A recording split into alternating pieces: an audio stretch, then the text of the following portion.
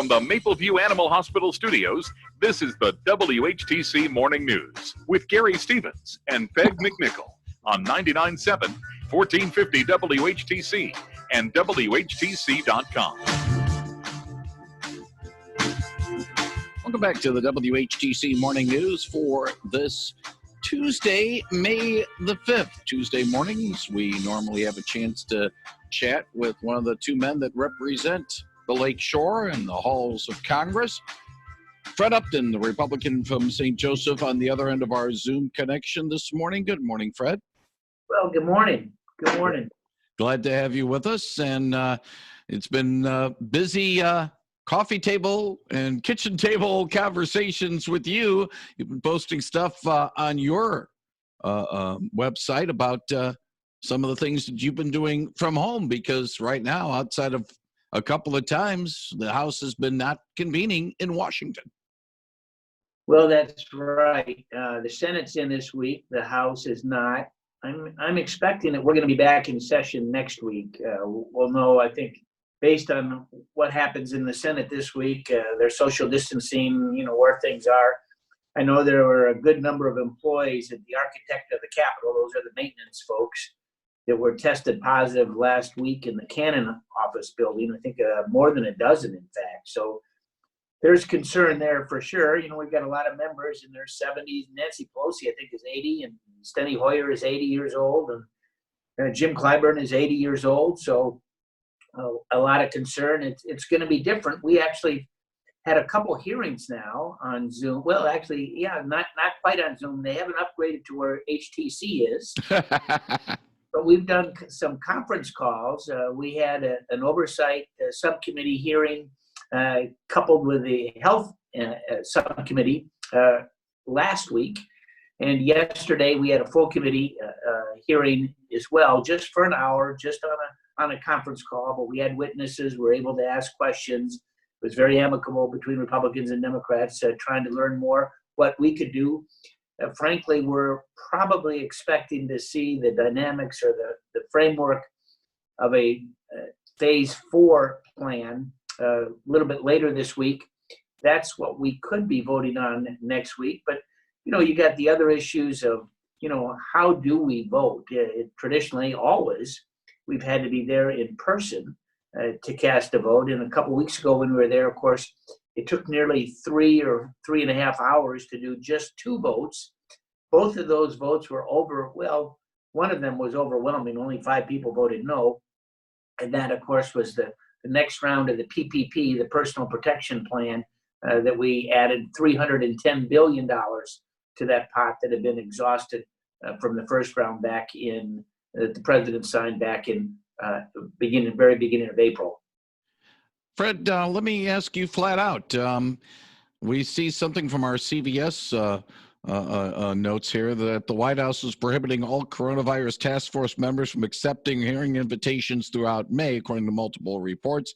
The administration has already blocked Dr. Anthony Fauci from testifying before a House subcommittee scheduled for this week. Is it kind of tough to try to either defend the railroading or maybe perhaps supporting what the House is trying to do, just get some answers? Well, we need information. Let's face it. I'm not familiar exactly with who is going to testify or before what subcommittee. I know that for us on Energy and Commerce, we had the deputy director of the CDC. We've had a lot of briefings with Tony Fauci and Azar, who's the head of HHS. Francis Collins was on a conference call. It wasn't a formal hearing, but we had a formal conference call with him this last week, talking a lot about the money that was allocated in this last round. $1.8 billion was given to the NIH in the last vote that we had. And that's to promote self-testing at home, something that I think a lot of us are going to want to see a lot of interest in that. And to push for that, we're not going to have that information unless we hear. So, I don't know about the rejection of, a couple of the subcommittees. I know that we, at least on the Republican side, we've pushed our chairman, Frank Pallone, a Democrat from New Jersey, for doing more, for having hearings, for bringing witnesses in so that it can enlighten us on what we need to do so that we can work together to try and have an impact on whatever round of funding there is in the future. Let me ask you a question about something that is going on over in the Senate right now. 3 Republican senators officially introducing an act to hold China accountable for the spread of the coronavirus. Marsha Blackburn from Tennessee, Martha McSally of Arizona, Steve Daines of Montana introduced the Stop China Originated Viral Infectious Diseases Act. When the Senate returned yesterday, the legislation is meant to ensure the Chinese face consequences for its role in spreading the coronavirus.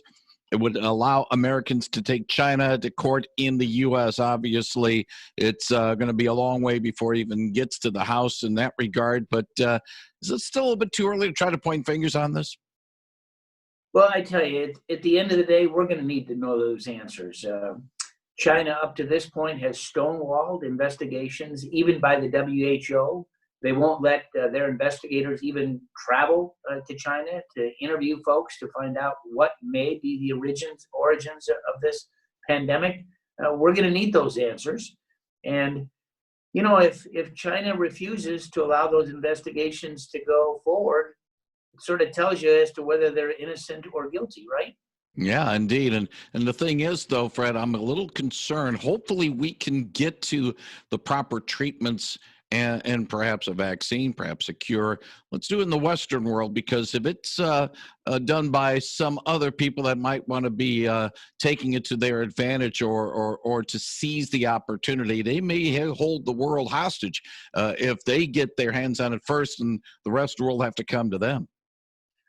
Well, we're going to need, you know, one of the things when we passed 21st Century Cures 3 years ago, one of the things that has really helped us is that we now have communication and an integration, I guess you could say, when we do trials. It used to be they were very siloed. That information wasn't shared until the end. Now, we've got universities and other researchers actually sharing that information, which is one of the reasons why I think, we can ultimately expedite getting that vaccine to the marketplace, tested safely, much faster, maybe even a year faster than we otherwise would have done.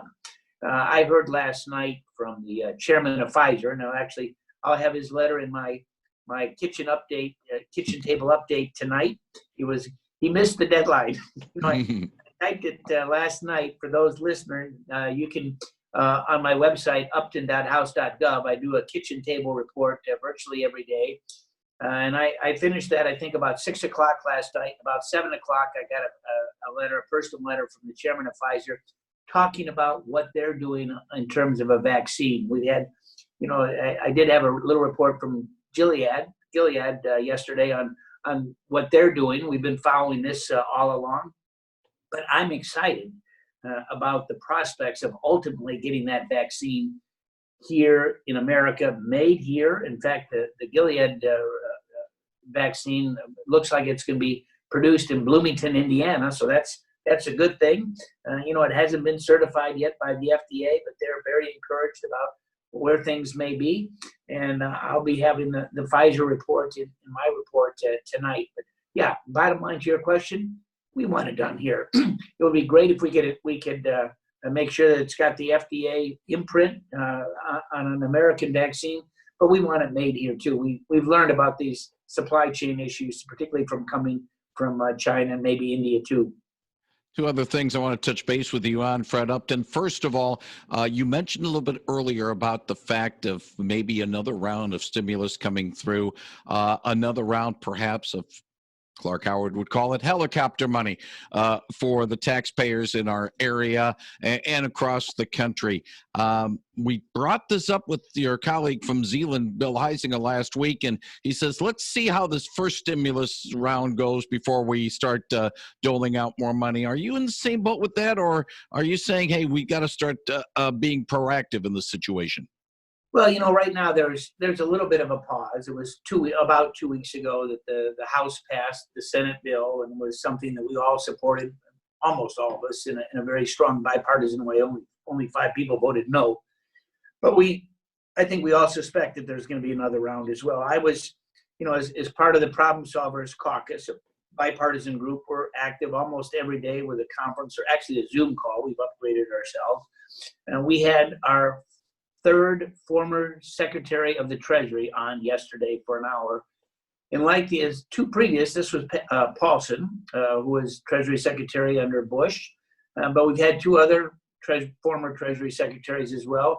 They each made this separate, independent point that, we want to stem the tide on perhaps a second wave or what may happen in the fall. And when we get to the fall, we're going to look back to this time and we'll wish that we perhaps had done more to avoid the damage in the fall.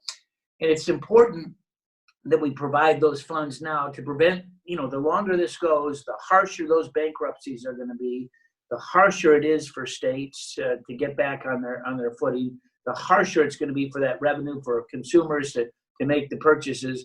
And we need to step up now, because we are not ever going to have the growth to get out of this unless we stem the tide now. So it's like that old Fram oil filter commercial, pay me now or pay me later. I'd rather do it now. It's going to be a lot cheaper now than it will be months down the road.